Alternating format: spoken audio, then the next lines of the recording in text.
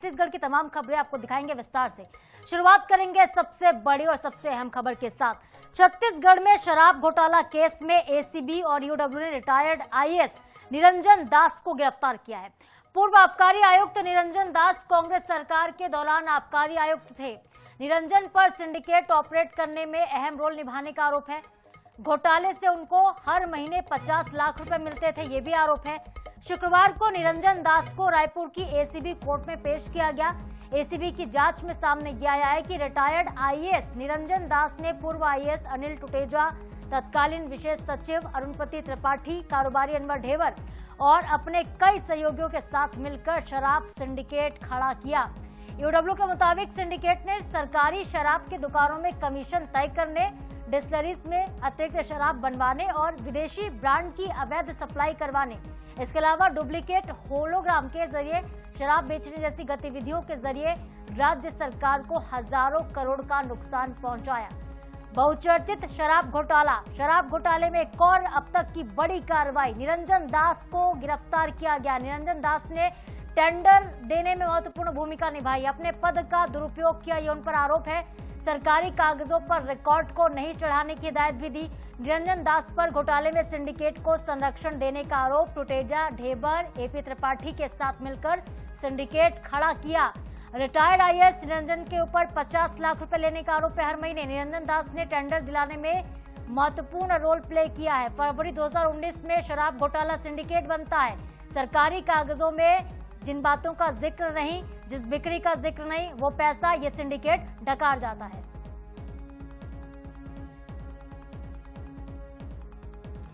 और ज्यादा बातचीत के लिए इस खबर पर मोहम्मद हसन संवाददाता रायपुर से ग्राउंड जीरो से हमारे साथ जुड़ रहे हैं। हसन, एक बड़ी गिरफ्तारी जो कि इस पूरे घोटाले में की गई है, कितनी महत्वपूर्ण भूमिका रही है इस पूरे घोटाले में निरंजन दास की, अपडेट दीजिएगा।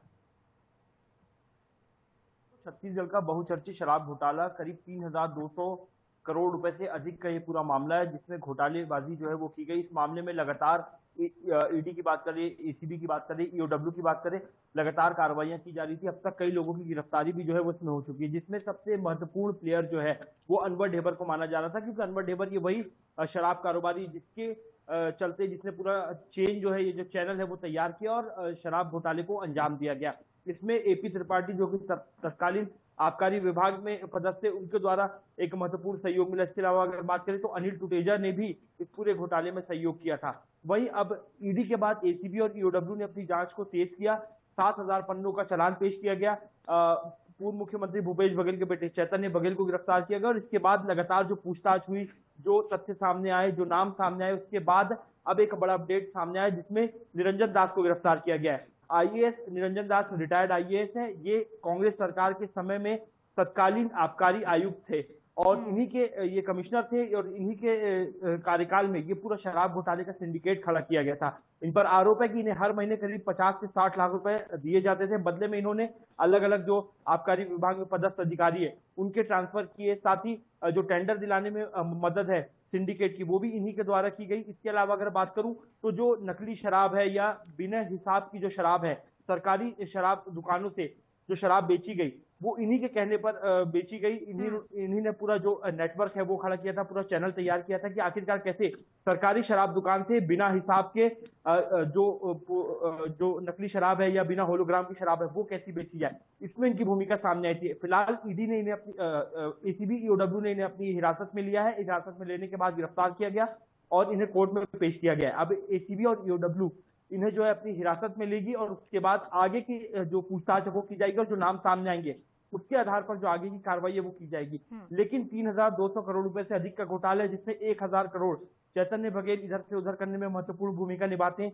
निरंजन दास की महत्वपूर्ण भूमिका रहती है। जो भी प्रशासनिक कामकाज होते हैं, टेंडर दिलाने की प्रक्रिया होती है, आबकारी विभाग में जो पदस्थ अधिकारी हैं उनसे जो सहयोग लेना होता है, उन सब में निरंजन दास की एक अहम भूमिका है। 60 लाख रुपए प्रतिमाह जो है वो इन्हें सिंडिकेट के द्वारा दिए जाते थे।